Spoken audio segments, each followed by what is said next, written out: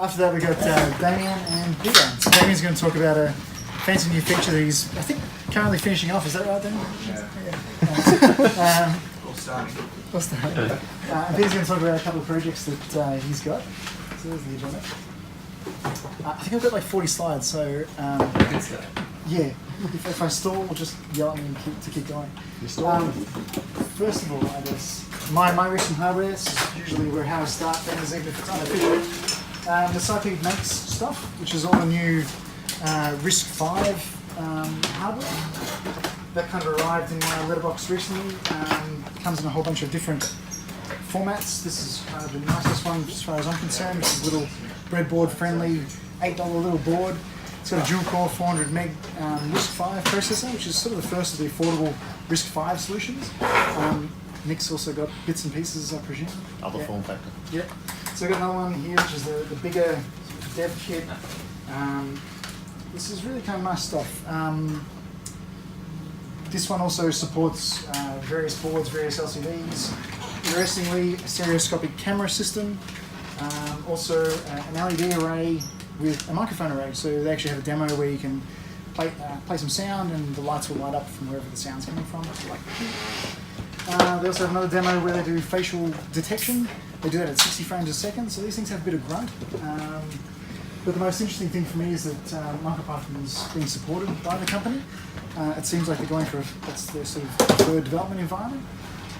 It's a bit of an unusual dialect of MicroPython at the moment, but they're working on it pretty rapidly. So in the space of about a week and a half, they've had 2 releases. They've got an AI module on this blob of silicon as well, which they're trying to expose, which does sort of image processing operations pretty quick. Yeah, it's kind of cool. What else do you say here? Got some build instructions here if you go have a look at the slides, which I'll put up the usual place on the blog. It'll tell you how to build the firmware. You can integrate whatever patches you want.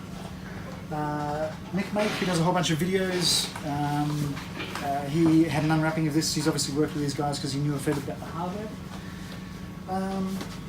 All of this stuff, PWMs, UART, SPI, all the usual stuff you'd expect in MicroPython was released in the 0.1 version. The 0.2 has like video playing and AI model loading, so this is to do with like neural net processing. So it's quite interesting. And for those of you who know about the Lobo fork of ESP32, which Boris Novoselic writes, he's also released a K210 port, which is the main processor in this thing. So he's also throwing his hands, showing his cards for this chipset. So it's quite interesting. So it's here if you want to kind of play with it later. The other thing I've got was the WESP32, or the WESP, which is, I presume, how they say it, because its logo is a wasp. It's a nice little, it's really cute actually, it's in the back here. So ESP32 based board, it's got PoE Ethernet, so you can plug that into 48 volts or whatever it is, and off you go. Again, the nice thing about this is that sort of at the last minute they decided to make MicroPython the default install now, so they're shipping these with MicroPython on board. So I had 194 to play with, and I took it out of my letterbox. An interesting design choice they made was to have the programmer separate. So they've got like a little friction device, which should got this out beforehand. But they've actually got these pins that are offset, and so you can kind of jam the programmer in there if you only need to program it once or twice, right?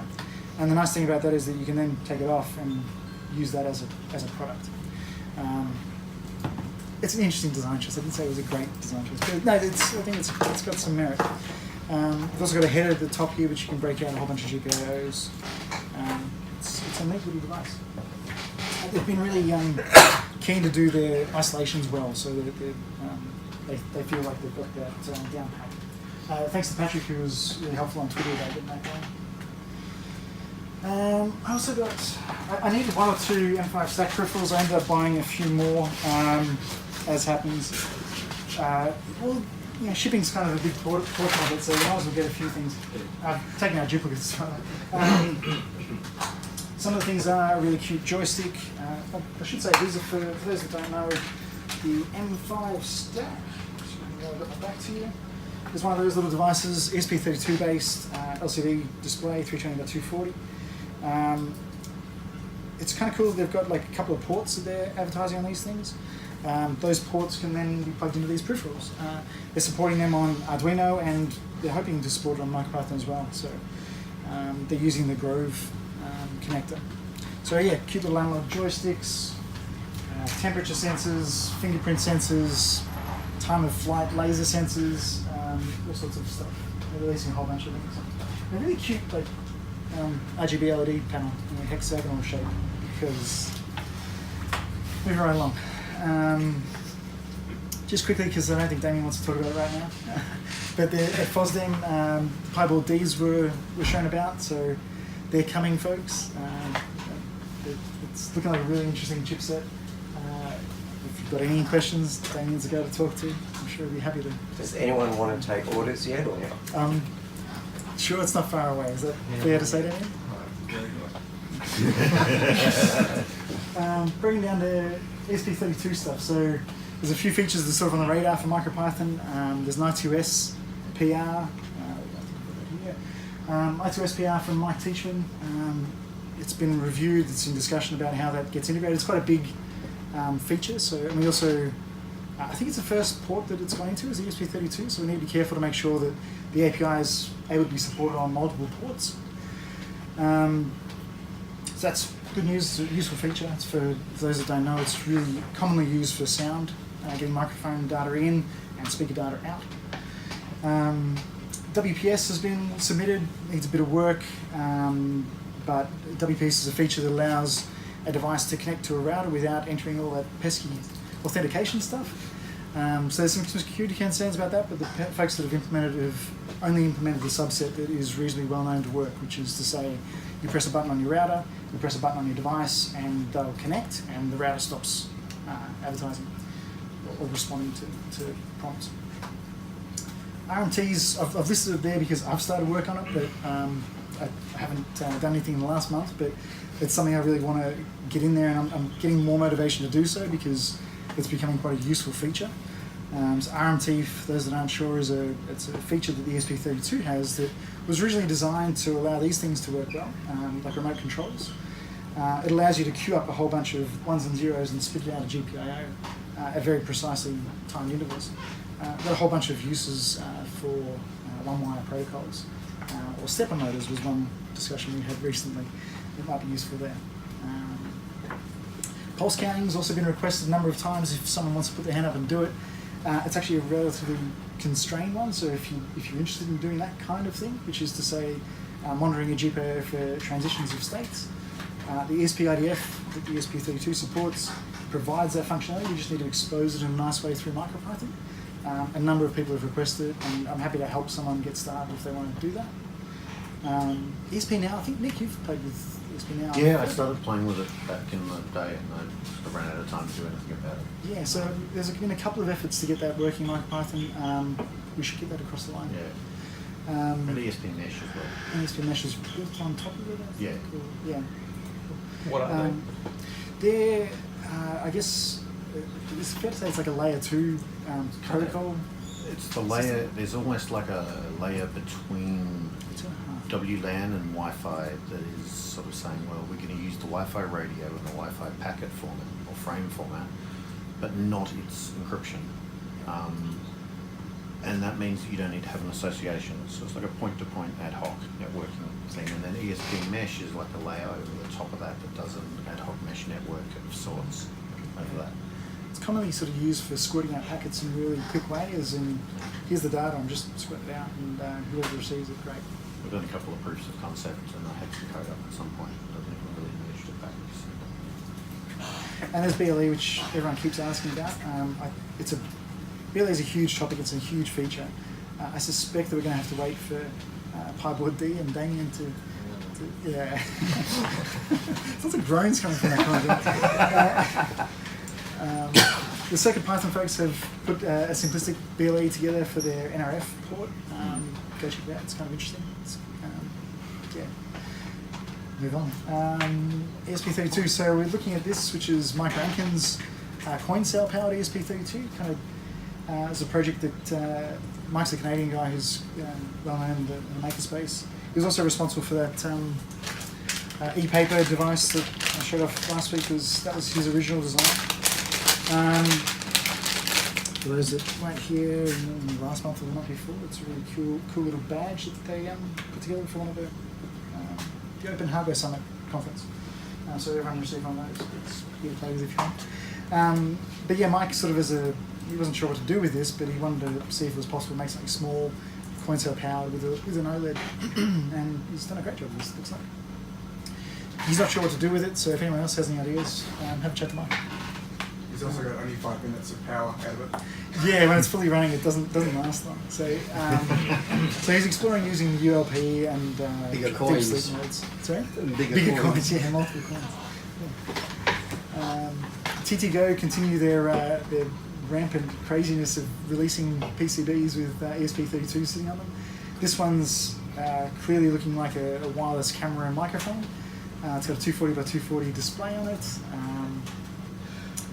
It's $35. Go buy one if you're interested. They're kind of cute. Adafruit news. Scott did an awesome deep dive. If you're really interested in MicroPython or CircuitPython and how they manage memory, go check this video out. He sort of sits through and works through a couple of problems and uses some tools that he's constructed to visualize that memory. So all this colourful stuff here is actually him using some tools to extract information from his device and then rendering it with GraphViz to show where it's been allocated and when it's been moved and this kind of stuff. Really interesting if you want to get into the nitty-gritty details. It's over 3 hours though, so yeah, beware. But yeah, it was an awesome presentation. They've also released the PyPortal, Adafruit name.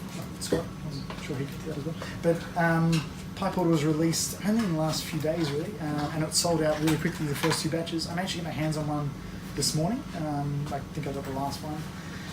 They're about $55 US. Interesting because they've got like a SAMD51, quite a powerful little Atmel running CircuitPython. They've used an ESP32 but only for Wi-Fi.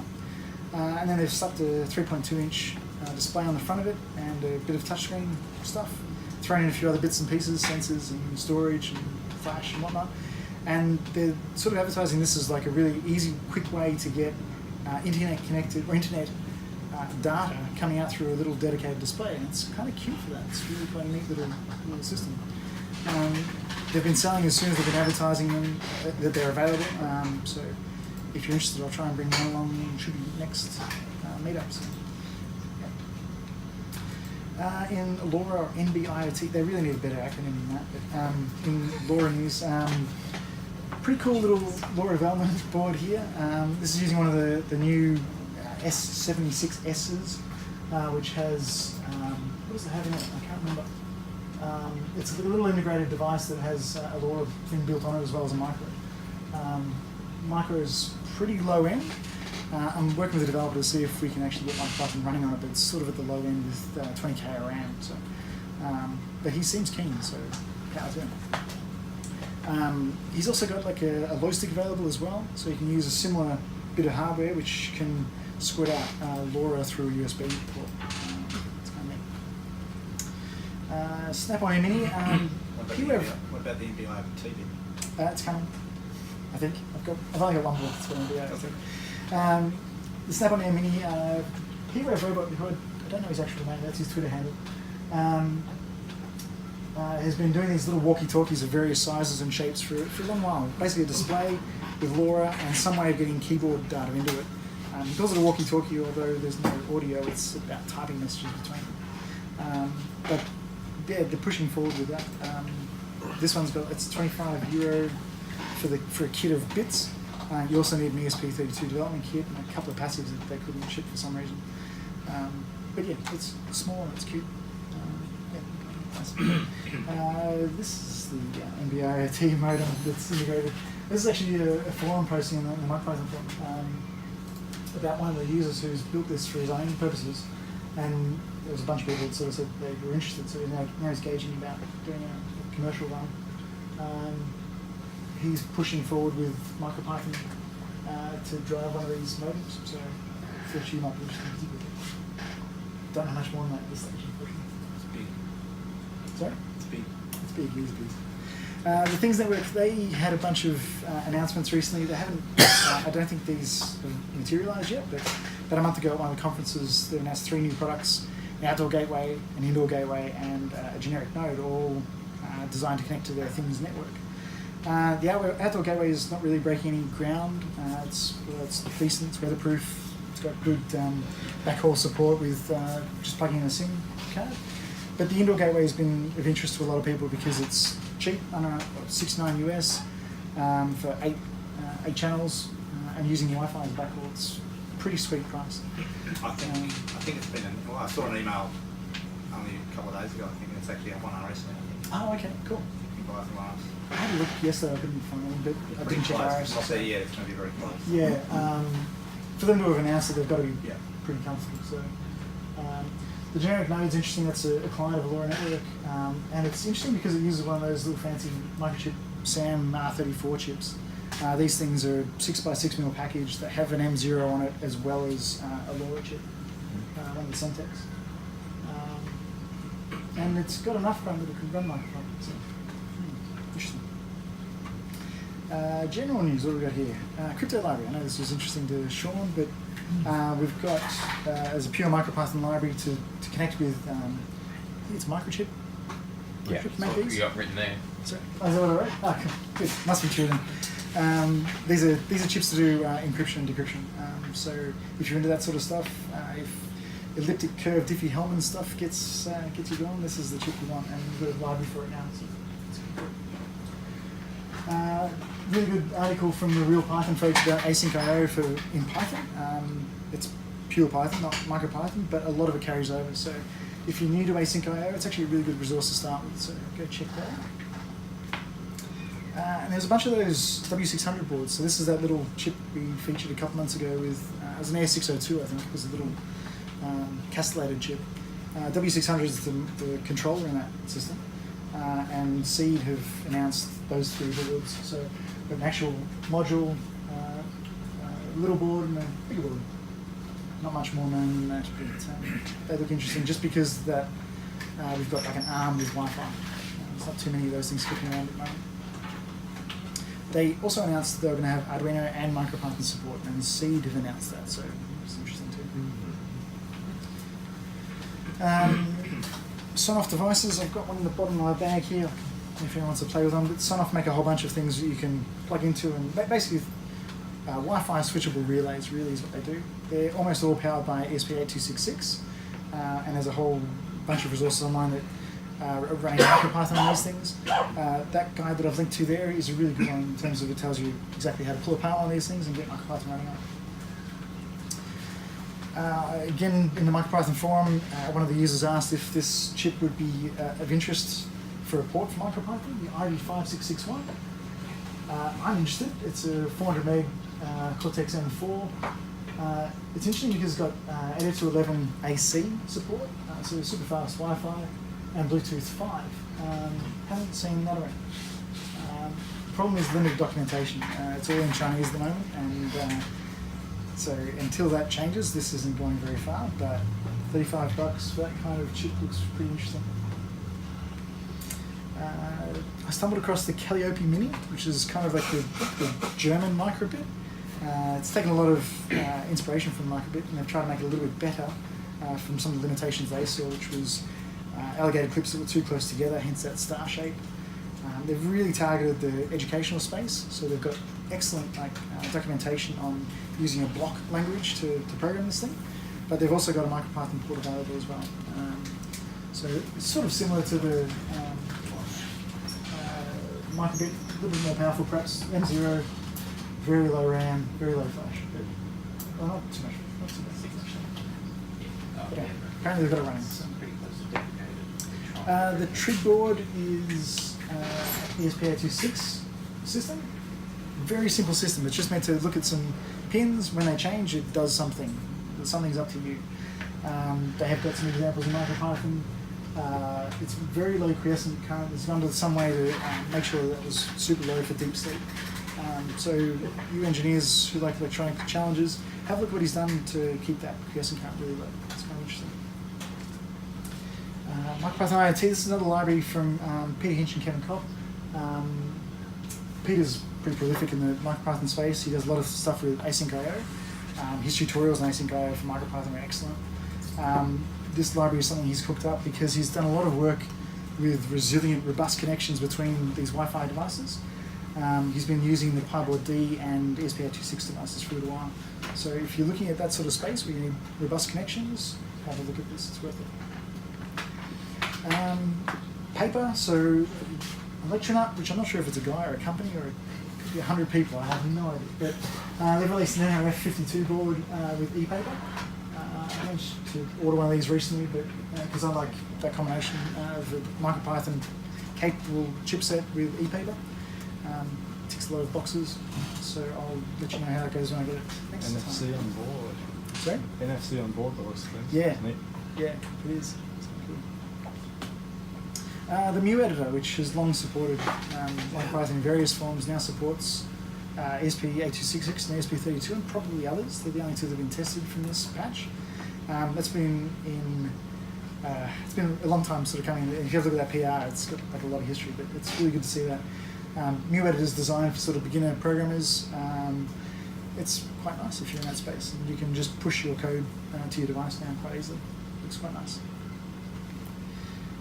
Display text. So I wanted to cover this in a little more detail, but I didn't get much time to. And you're probably all thankful because we're going on for too long anyway. Looking at display technology is something I'm kind of keen to try to solve for MicroPython.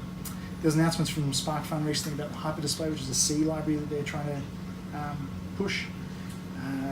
In fact, all of those are really C libraries that are trying to be exposed through MicroPython in some fashion. But the one I wanted to focus on was LittleVGL. Recently there's been some MicroPython bindings published, and the way that the author did it was, I've forgotten his name, I'm sorry, is that he basically parses all the C code for headers and creates a MicroPython binding from that. So you actually get most of the capabilities of this quite mature embedded C library designed to work with displays. It looks really promising. It looks like we'll get a lot of features pretty rapidly. So I'm going to spend a bit of time looking at that whenever I've got some spare time. In conference news, there's been a few talks that have been worthwhile sharing. Deshipu, Radomir, can't really say, I'm sorry. He gave a great talk at FOSDEM about running computer games with MicroPython. He's got a real passion for doing these small sort of devices and making them running on little handheld things. Jessica Green gave one on Python on bare metal, which leveraged a bit of Damien's talk from PyCon AU. But she's got really, really cool slides. Go check that out if you're interested in that. And recently, Nina Zarenko gave a great talk on CircuitPython and using that, basically lighting up lights in a way that was kind of fun and interesting. It was really quite a good introductory way to get into embedded devices. Moving on to interesting projects, had to feature this one, which was Out of the Bots, who's kind of active. I don't know how this is going to be judged, but you might get the idea. It's a 5x5x5 Rubik's Cube solver.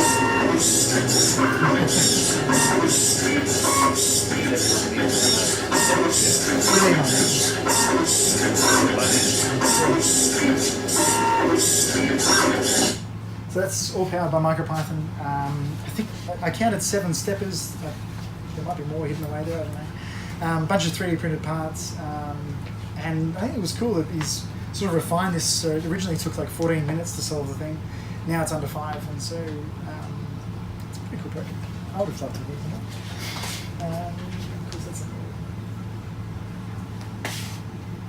The cast volume knob, again, running MicroPython. It's a wireless knob that controls Chromecast volume. It seems simple, but it's actually really kind of useful because normally the process is you open up your phone, you have to choose which device you're looking at, and then you can play with the volume. But this just sits there and you touch it, it comes out of deep sleep. The NeoPixel strip tells you what the volume is, and you can just twist the knob to turn it. Press the button again, and it will connect to the next Chromecast device if you've got more than one. Really neat.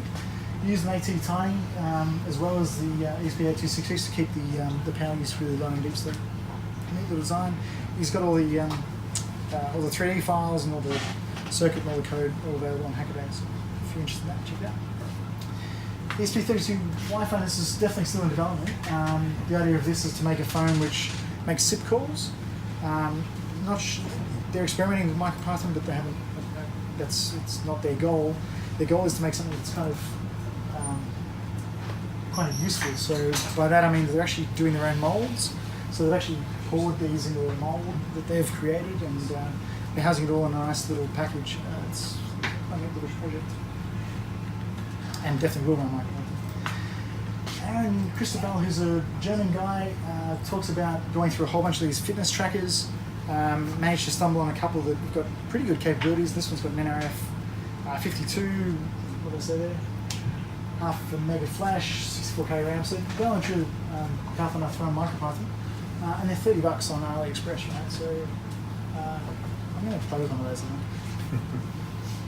think. And that's it. I just wanted to say this was a picture that a few of you might have seen. That's a grain of rice. And that's the now 10-year-old was ARM Cortex M0. So M0 is 10 years old now, and they've made them pretty small. Actually, that was a good picture of the picture. Other HP